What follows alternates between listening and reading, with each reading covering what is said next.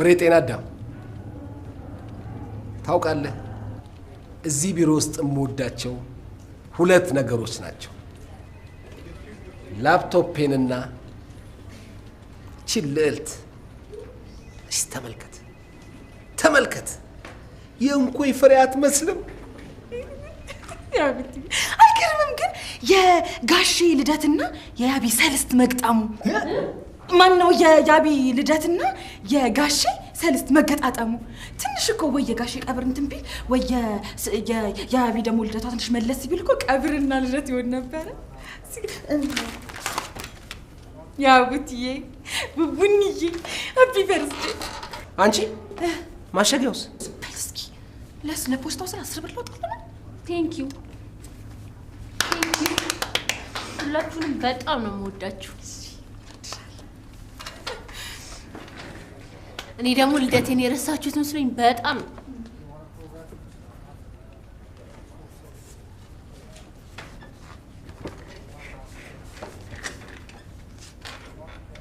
ድፍኑ 200 ብር። ቆይ ስንት አዋጣችሁ ነው የሰጣችሁ? ሁላችንም ዝርዝር አዋጣንና ከዛ ወደ ድፍን ለወጥ ነው። እውነት? ውይ ለእናንተ ምን ተረፋችሁ? ምን ይተርፈናል? ምንም አልተረፈንም። እንደው መቼስ ፈጣሪ የከፈተውን ጉሮሮ ራሱ ይዘጋል ብለን ነው እንጂ ምንም የተረፈን ነገር የለም። እውነቷን። ቆይ እሺ ሌላው ቢቀር ካሽ ከምትሰጡኝ ምን አለ ነገር ገዝታችሁ ብትሰጡኝ? እቺ ቀልደኛ በ200 ብር ምን ገዝተን ልንሰጥሽ ነው? በዛ ላይ ሳሚሽ አላዋጣም። ቆይ እሺ እኔ ምን እንድገዛበት ነው የሰጣችሁ? ሳሚ የሆኑ ጥሬ አትክልቶች ነገር ለምን አንጋብዛትም ብሎ ነበር አይደል? ግን እኔ በልደት ጥሬ ስጋ ነው እንጂ ጥሬ አትክልት ለምን ብለን ሁለት አላ ብለን ከዛ ድፍኑን እንስጣት ብለን ሰጣሽ። ምንድነው ዝምታው? የታል ልጃችሁ? ተነሱ እንጂ። ሃፒ በርዝዴይ ቱ ዩ ሃፒ በርዝዴይ ቱ ዩ ሃፒ በርዝዴይ ቱ ዩ ሃፒ በርዝዴይ ቱ ዩ።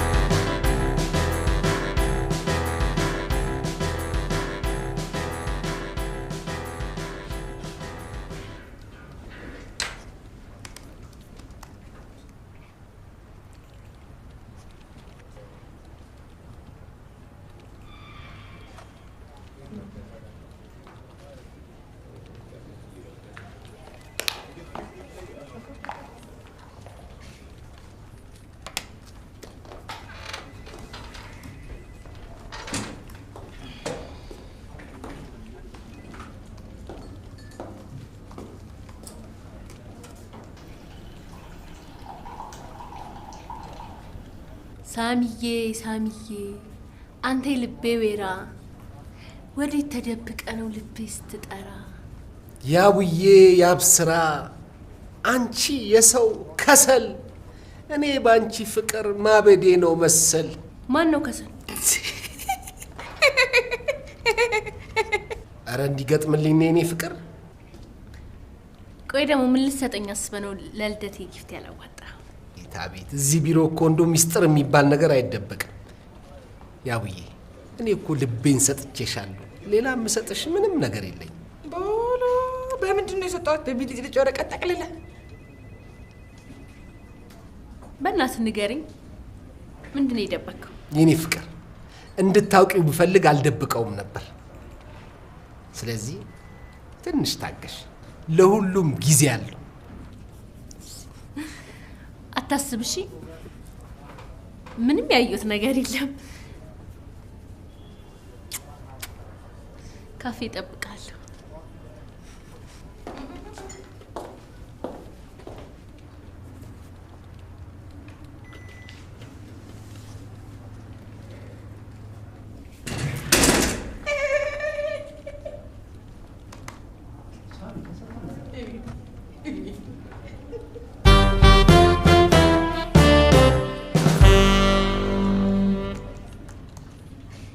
ሰውየው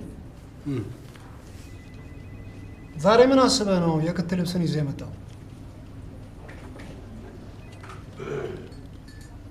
አዎ ዛሬ በህይወቴ ትልቅ ሰርፕራይዝ የማደርገው ሰው ይጠብቀኛል። አራ ሴትዮዋ ትኩስ አዘን ላይ ናት። በኋላ ሰርፕራይዝ አደርጋታለሁ ብለህ እንዳታስለቅሳት። ኧረ እባክህ ማን ሞተ? አቶ ምናምን ናቸው። ድጋሚ? ቆይ ስለ አቶ ምናቡ ሚስተር ነው የምታወራው? ኧረ እኔ ስለ አብስራ ነው። አይ በቃ እንደተለመደው ተላልፈናል ማለት ነው። አንተ ስለማን ነው ያወራኸኝ? እኔማ ዛሬ የጋሼ ሚስት ትመጣለች እና እሷን ሰርፕራይዝ ለማድረግ ያሰባችሁ መስሎኝ ነው። እኔ ደግሞ ዛሬ አብስራ እንድታገባኝ ልጠይቅ።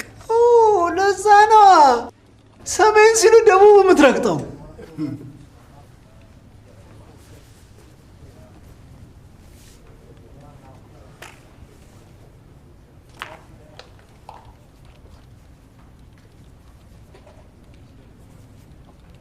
እርግጠኛ ነው ታገባ ትፈልጋለች? ምን ያንሰኛል? ስራ ነው፣ ስራ አለኝ። ቤት ነው፣ እንደ ብዙሃኑ ተከራይ ነኝ።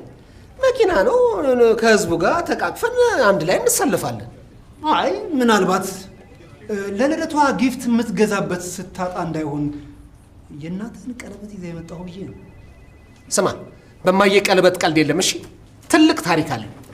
መንግስቱ ስልጣን ላይ በነበረ ጊዜ ለቅምጡ የሰጠው የፕሮሚስ ሪንግ ነው። እርግጠኛ ነኝ አባትህ አንተን ከወለደ በኋላ በሚስቱ ተስፋ ቆረጠ። ማን ያውቃል? ከሶሻል ሚዲያ በፊት የነበረ ህይወት ላይ ምስክር የት ይገኛል ብለን ድሮ ለድሮ ተወውና ወደ ዛሬ ተመለስ። ዛሬማ የወደፊት እጣ ፋንታዬን የሚወስን ትልቅ ጀብድና ተጋድሎ ልፈጽም ነው።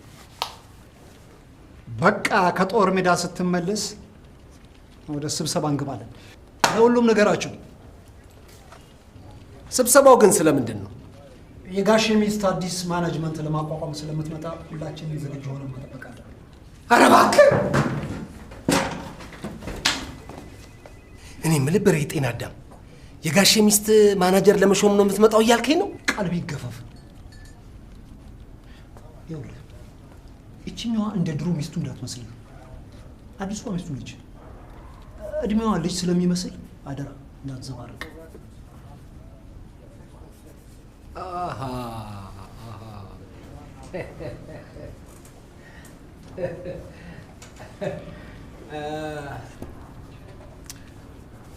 እኔ የምለው ብሬ ጤና አዳም፣ የጋሼ ሚስት ማንን ማኔጀር የምታደርግ ይመስልሃል? መቼም እንደ ቀበሌ ሊቀመንበር በምርጫ ሊሆን አይችልም።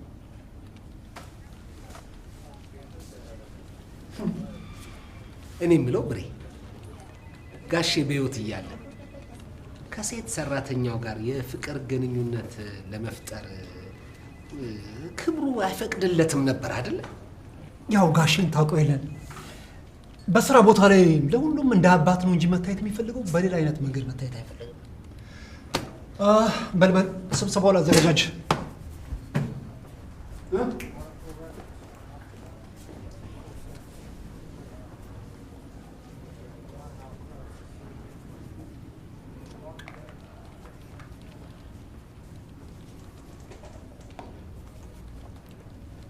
እናቴ እኔን በመውለድ ያጣችውን ፍቅር እኔ ልጇ ማግኘት አለብኝ። አይ ጋሼ፣ የሁል ጊዜ ምኞት እኔ ማናጀር ስሆን ማየት ነበር። እቺ ምድር፣ እቺ ዓለም ለደጋጎች አትሆንም። ምን አለበት ለአንድ ደቂቃ ቀና ብለህ ሎግ ለማድረግ ስበቃ ብታይ ምን ዋጋ አለው? ደግ አይበረክትም። ብቻ ነፍስህን ከደጋጎች ጎን ያኑረው።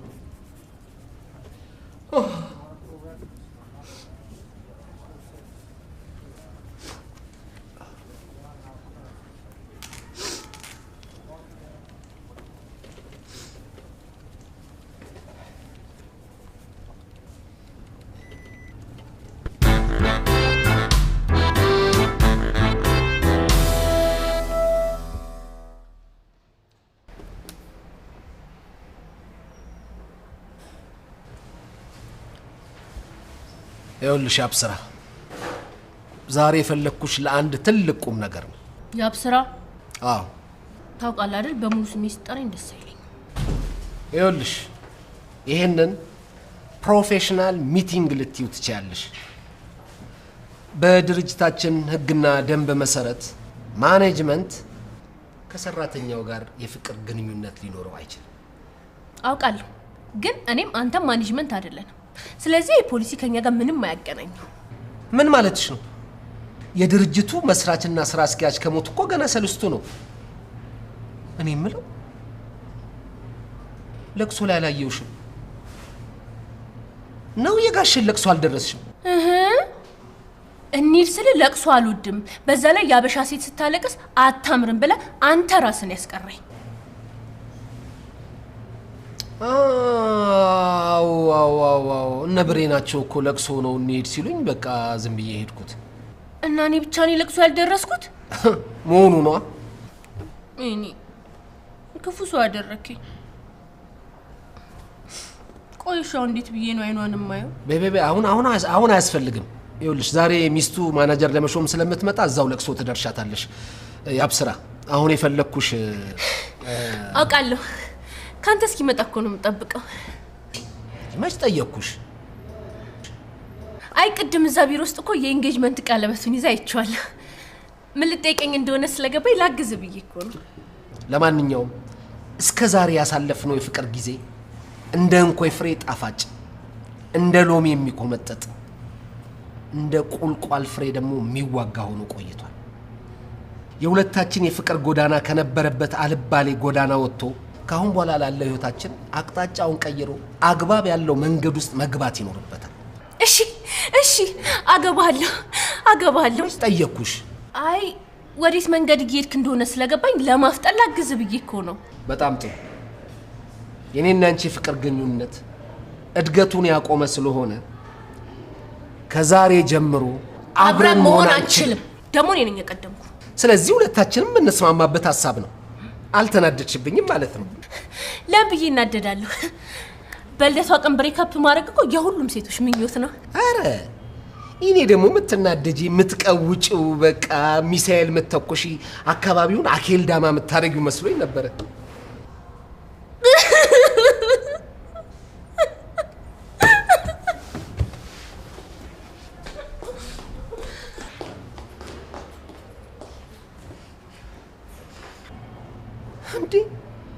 እንዴት ነው ይሄን ፊት እያየው በሐዘንም በመከራም አብሬያት እኖራለሁ ብዬ ቃል የምገባው?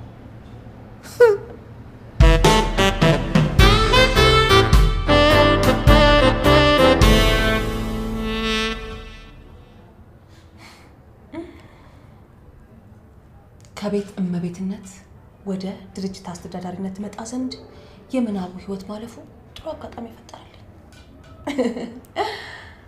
ለካ ህይወት እንደዚህ ናት። ሳትፈልግ ራሱ ስልጣን ላይ ልታስቀምጥ ትችላለች። ነፍሴ ማር። ምናቡ ኢምፖርትና ኤክስፖርት መጣውልህ። ማነው? ማነሽ? ነይ ውጪ።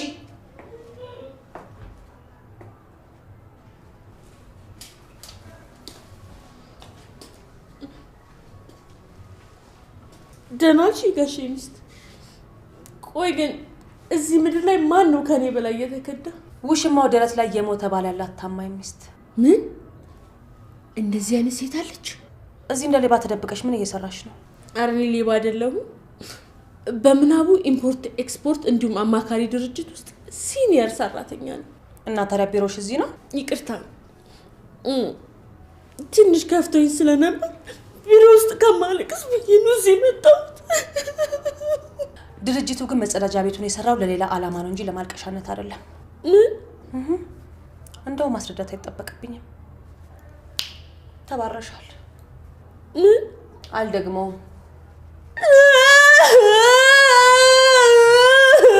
አይ እንግዲህ ከለቅሶ ላይ ተነስቼ በለቅሶ ልትሸውጂኝ አትሞክሪ። ለማንኛውም ያላስረከብሽው ገንዘብ ወይም ንብረት ካለ በፍጥነት ገቢ አድርጊ። ቆይ እሺ ምን አጠፋው? እኔ እኮ እዚህ ተደብቄ ያለቀስኩት ፍቅረኛዬ በልደቴ ቀን ብሬክ አፕ ስላደረገኝ ነው። መቼም አንቺ የሚወዱትን ሰው ማጣት ስሜቱን ታውቂዋለሽ።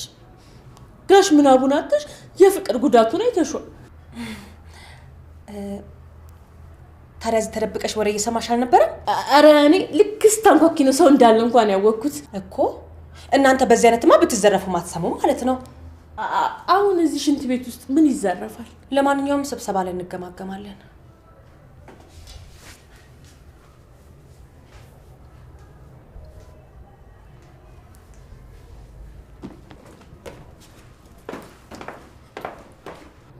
እፈይ ለቅሶ እንዳልደረስኩ አላወቀችም ማለት ነው።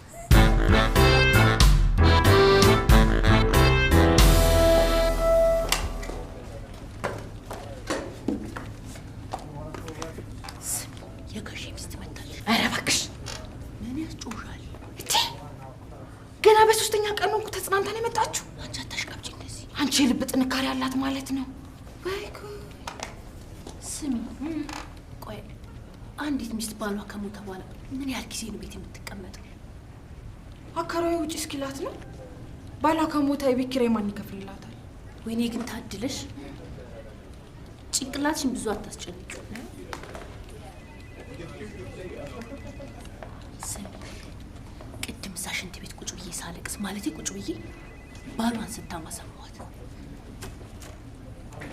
እኔ ግን እሷ ናት የገደለችው የሚባል እውነት ሳይሆን አይቀርም። ይሄ የሄርሜላን ጥንካሬ ነው የሚያሳየው። ሳሚ ራሱ ባሏ ቅምጡ ደረስ ላይ ነው የሞተው ሲለኝ ነበረ እኮ። የመጀመሪያ ሚስቱን ፈቶ እኮ ነው ይችኛዋን ያገባት። ከዛ የፈታት ሚስቱ ፏፈሽ ስትል ቆንጆ ሆና ታየችው መሰለኝ። መልሶ ቅምጡ አረጋል። ከዛ እሷ ጋር ሲሄድ ኪኒን አብዝቶ ነው ድፍት እንዴ። መጀመሪያ ሚስቱን ፈታና ቅምጡን አገባ። ከዛ በኋላ የመጀመሪያ ሚስቱን ቅምጡ አደረገና በሚስቱ ላይ ሲማግጥ ነው የሞተው። አልገባኝም። ምን ማለት ነው? ያምሻል እንዴ? አብራራሹ። ኖ ኖ ኖ ኖ እኔ አንቺ ያልሽውን የደጋምኩት እንጂ ገብቶኝ አይደለም። ሚስጥር ልንገርሽ።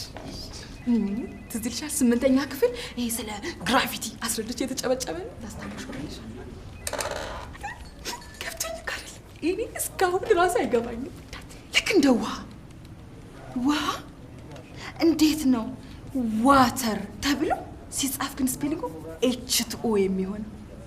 አስረሻል እንትን ሁለተኛ ዓመት ላይ የተማርነው C++። ወዬ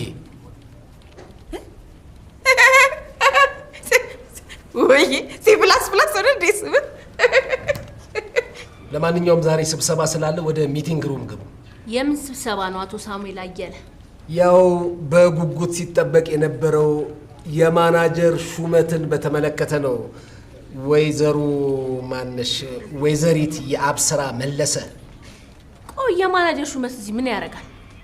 ማናጀር ኖረም አልኖረም ስራውን እየሰራ ነው።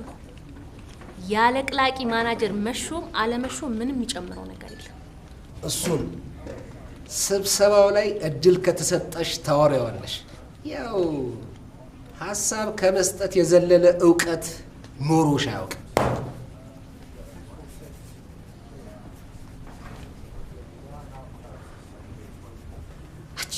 ትጣላችሁ እንዴ? አዎ እንዴ እጩ ማናጀር ነኝ ብሎ በማናጀርና በሰራተኛ መካከል ግንኙነት መኖር የለበትም ምናምን ሲል ፈነገር። በልደትሽ ቀን? አዋ እና ቀድሞ ይፈንግለኝ። እኔ እኮ ያብስራ ነኝ። ቆይ ዝም በይ፣ ስሙን ነው የምናጠፋው። ባለጌ እንሰራለታለን ደግሞ ቆይታ ያለሽ።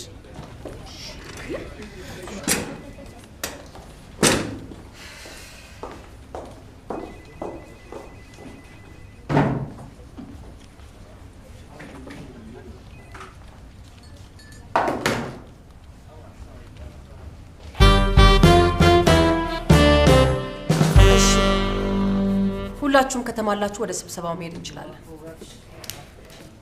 ወዴት ነው?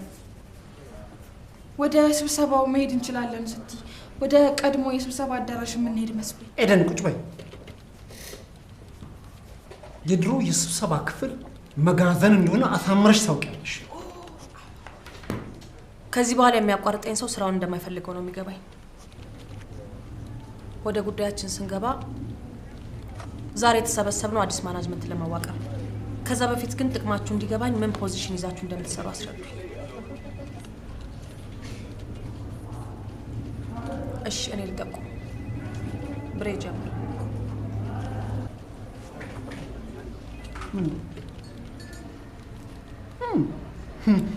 ማስቲካ አይደለም፣ ጤና አዳም። ጤና አዳም በመሰረቱ ወደ ጉዳያችን ብራል። ያው ሁላችሁም እንደምታውቁት የኔ የስራ ድርሻ ሳልታዘዝ ሁሉንም ስራ መስራት ነው።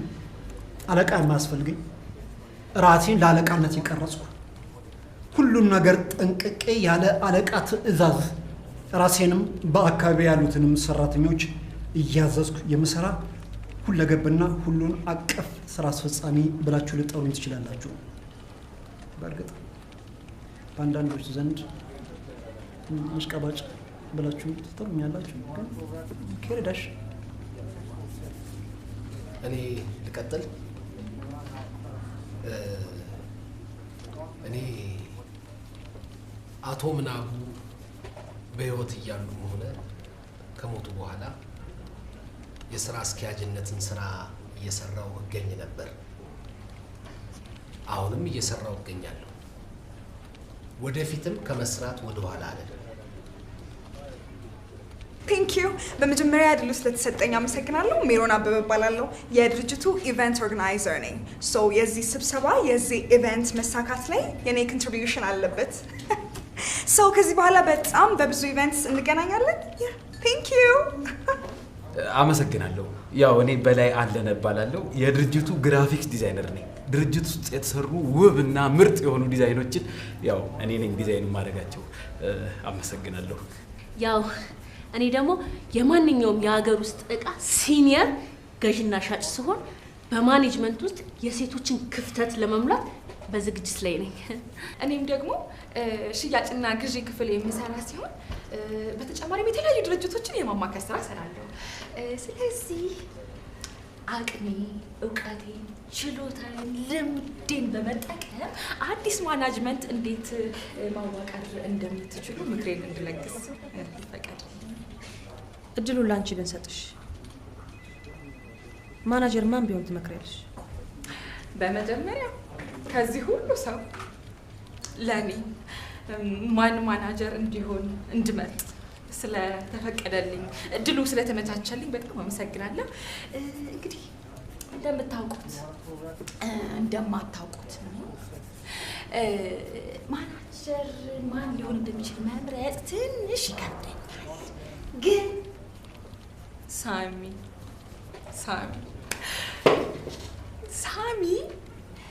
ማናጀር መሆን የሚችል አይመስለኝም። አመሰግናለሁ። ግን እንዲያው ግዴታ ምረጪ ካላችሁኝ የጋሽ ሚስት ማናጀር ብትሆን ባይ ነኝ። ምን?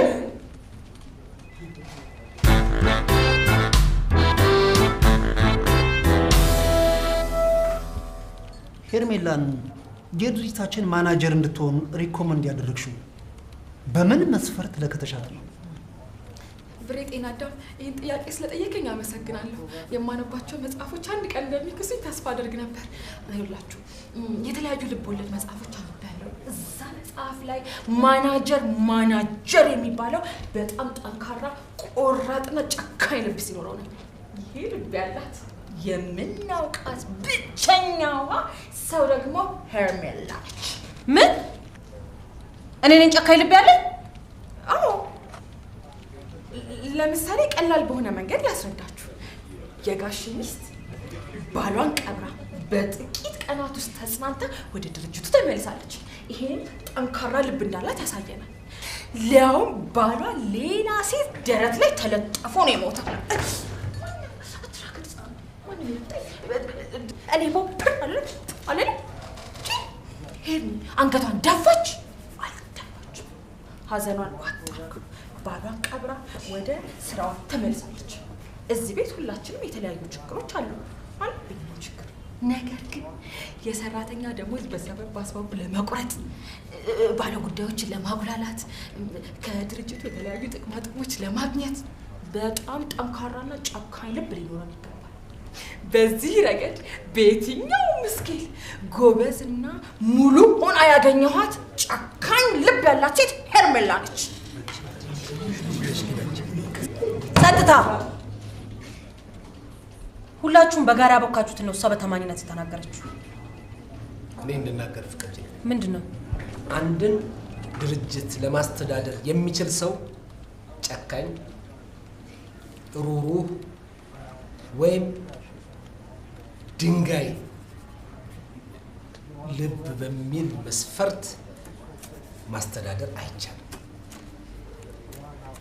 መስፈርቱ መሆን የሚገባው አንድና አንድ ብቻ ነው። እሱም እውቀት፣ ኖሌጅ። እኔ በአቶ ሳሙኤል ሀሳብ 100% እስማማለሁ። አመሰግናለሁ ወይዘሪት ያብስራ። ስለዚህ እውቀት ያላት ወይዘሮ ሄርሜላ እንድትናገር ለምን እድል አንሰጣትም? አመሰግናለሁ ያብስራ። ሁላችሁንም አዳምጫችኋለሁ። ይሄ ድርጅት ሲመሰረት ጀምሮ ባለቤቴን ነፍሱን አይማረውና አሜን እንደማመጥ እንጂ ነፍሱን አይማረውና እያንዳንዱን ጉዳይ በጋራ ነበር የምናስተዳድረው። አንድ ዶክተሬት ያለው ግለሰብ ሚስት በትንሹ ማስተርስ እንዳላት ይቆጠራል አይደል? ስለዚህ ይሄን ድርጅት የማስተዳደር ዕውቀቱና ስልጣኑ ይኖረኛል ማለት ነው። ምን? አንቺ ነሽ ድርጅቱን የምታስተዳድሩ? አዎ በሚገባ። ከአሁኗ ሰዓት ጀምሮ ይሄን ድርጅት የማስተዳድረው እኔ ነኝ። ይህን ነገር ግን በደንብ ብታስብበት ይሻላል። አፍተር ኦል ጥቅሙ የድርጅቱ ነው። በእኔ በኩል ይሄን ሀሳብ አልቀበለው። ሳሙኤል ትዕዛዝ እየሰጧችሁ ነው እንጂ እያስፈቀድኳችሁ አይደለም። ተመስገን። ይሄንንስ ማን አይተውብን? እውነት ለመናገር በቦታ ቢሆንም ሴቶች ወደ መሪነትና ወደ አስተዳደር ቦታ መምጣታቸው አደንቃለሁ።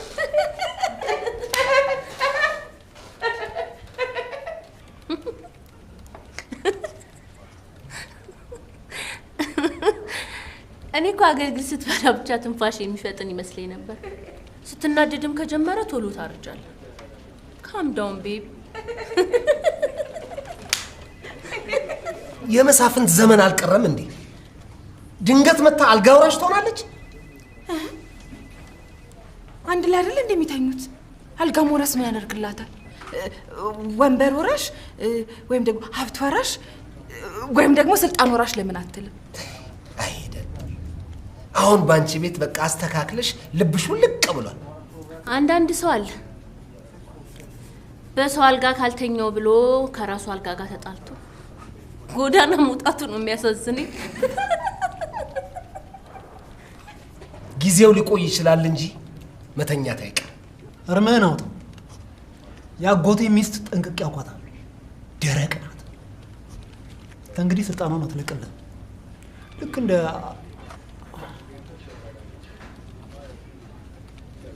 አይዞ በቃ ሳምዬ አትዘን። ጠጋ በይልኝ በላት። ምናቡ ሞቷል። ያቢ ፈንግልሃለች። ስልጣን የለ።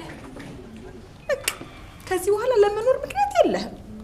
ዝም ብለህ ሂድና ከሄርሜላ ጋር ተጣበስ። ቆንጆ ጥንዶች የምትሆኑ ይመስለኛል።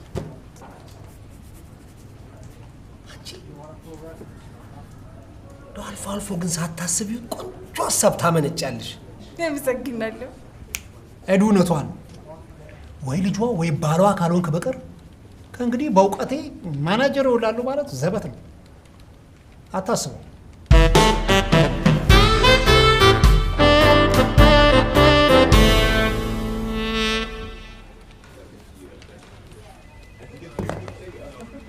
ማንም ህልሜን ሊነጥቀኝ አይችልም።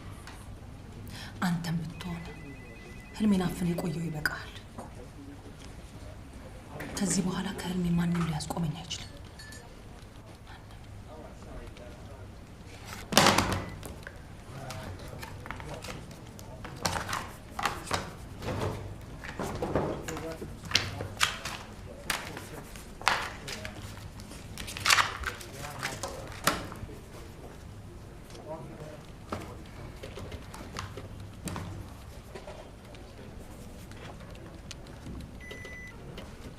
ከዚህ በኋላ የሳሎን ማስጌጫነትሽ አብቅቷል። በሚመጥንሽና በሚገባሽ ቦታ ላይ በክብር ትቀመጫለሽ።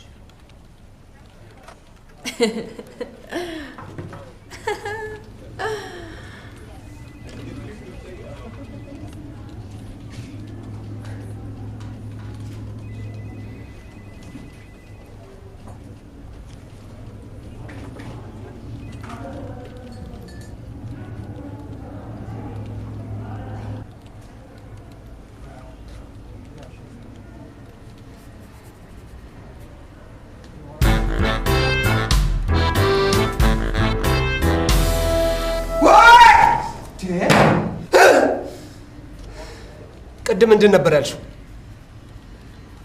ያብስራ ፈነገልኩት ብላ ነው እንዴ ነገረችሽ? አዎ ፈንግዬ እኮ ነው። ልትክድ ነው?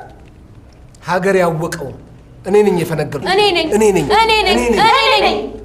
ማለቴ ልዳኛችሁ፣ ልፍረዳችሁ። በይ ለእውነት ተናገሪ። ማን ነው የፈነገለው? በቃ ሁለታችሁ ናችሁ የተፈነጋገላችሁት።